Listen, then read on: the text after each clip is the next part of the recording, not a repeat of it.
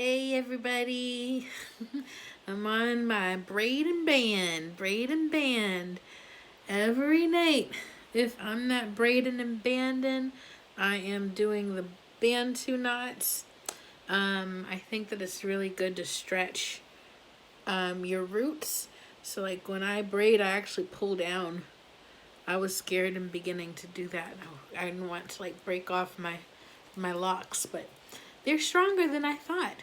I just really wanted to quickly say something. So when I started with my locks, and really, it's only been, this is month 2. So I'm a month and a half in, and I had done a spray bottle of witch hazel and tea tree oil and peppermint oil, which I was using to treat my scalp for the intense itching.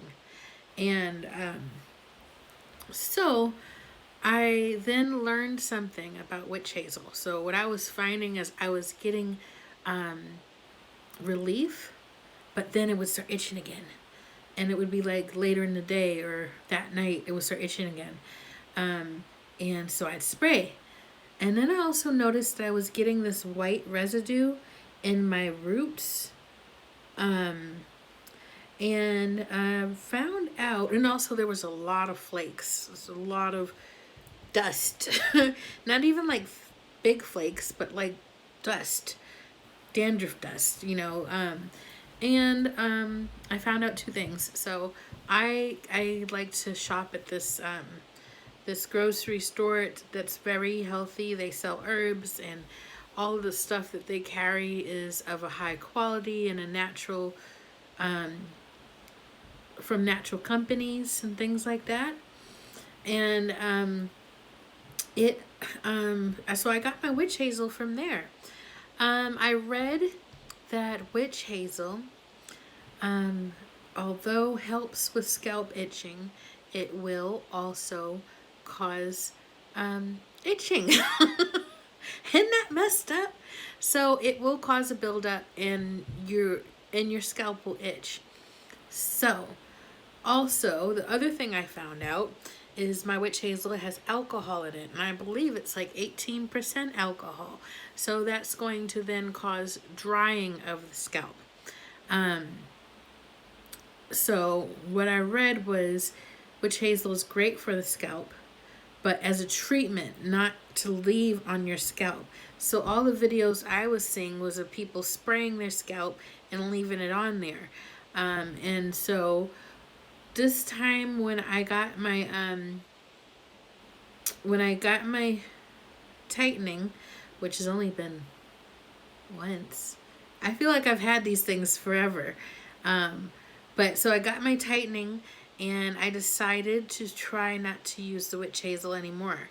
And so instead of that, I just put some spring water in a bottle, because I did not want to chance the tap water having minerals or anything in it that would make my head itch, because, excuse me, I'm allergic to metal. Like I can only do like sterling silver, gold, stuff like that. So I find that I can't drink tap water because the pipes are old where I live, and so there's like trace elements of metal. Anyways, not the point. Point is, I put some spring water in the bottle, and I put tea tree oil and peppermint oil. So same thing, no witch hazel. And I found that really reduced the itching greatly. Then I had to freshen my Sisterlocks shampoo bottle, like make a new one. And so I do half Sisterlocks shampoo, half water, and then I put 20 drops of tea tree oil and 20 drops of peppermint oil. And then I have another spray bottle that's just straight apple cider vinegar.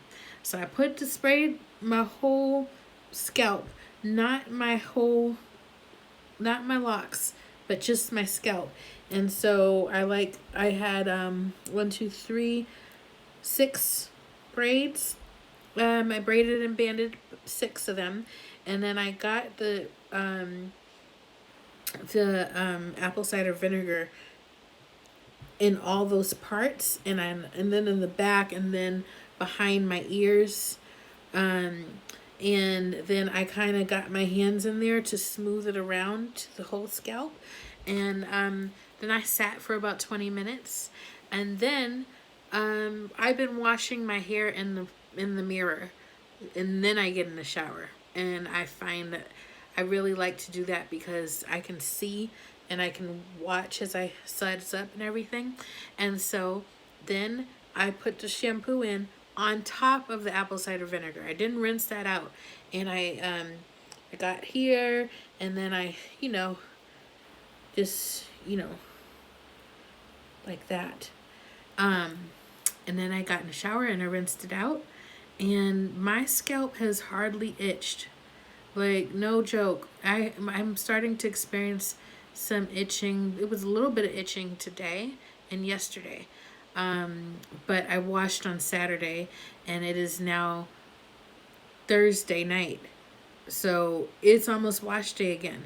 So I highly suggest that if you use witch hazel, that you use it as a treatment that you rinse out, and not as something that you put on your scalp and you leave there. So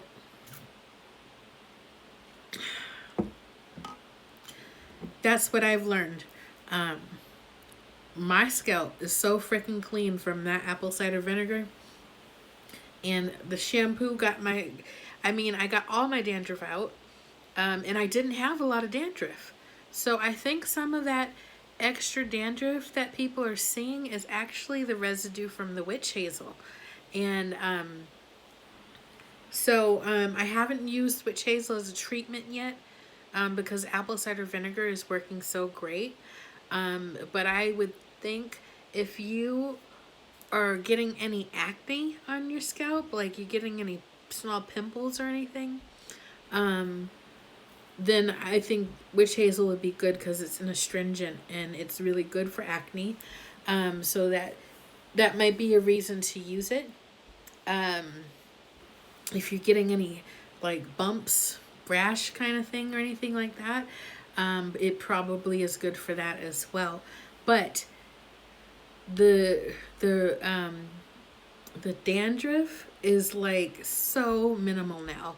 The itching, like I was at like 80% level of itching, down to like 20% now. No joke. Like I go for days with no itching, or just like a regular, what I might have done to my regular hair. Not like, there was a point I was banging the drums on my head. Now, there is an itching that comes when I get my hair tightened. When I got it done and when I got it tightened, I did have a lot of itching. But I think that's a different itching. I think that's just your follicle is being stretched because it's tight. Maybe not your follicle, maybe the skin, your scalp itself is being stretched. I'm not sure what it is scientifically speaking, but I think that itching is different. I also read somewhere this lady's talking about, what's her name, Maven, the science lady or something like that, and she was talking about massaging your scalp like this to stimulate your scalp. And actually you can feel your scalp being stimulated. And really, I'm just moving my skin around, not scratching or digging anything. I'm just, moving it. And you start feeling tingling all around your head on your scalp. And it's supposed to stimulate hair growth and bring blood to your scalp, which is really necessary.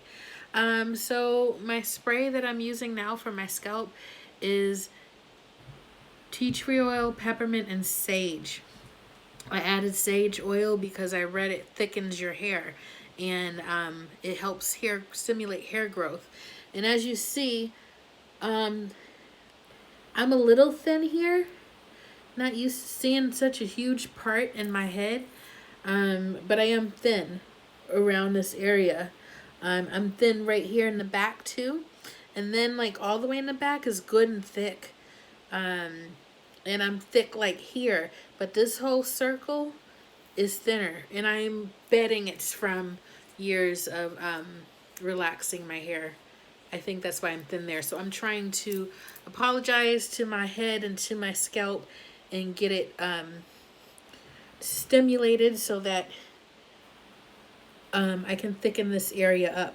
However, I am noticing some thickness here. Like I'm a little fuzzy because I'm ready for a retightening, but I'm noticing that here and here is getting a lot thicker. Like right here. So I'm not really thick here yet, but I am getting thicker here. Because this is all, I've always been thinner in the front and thicker in the back. Slippage, I had one lock totally slipped out in the back at the very base.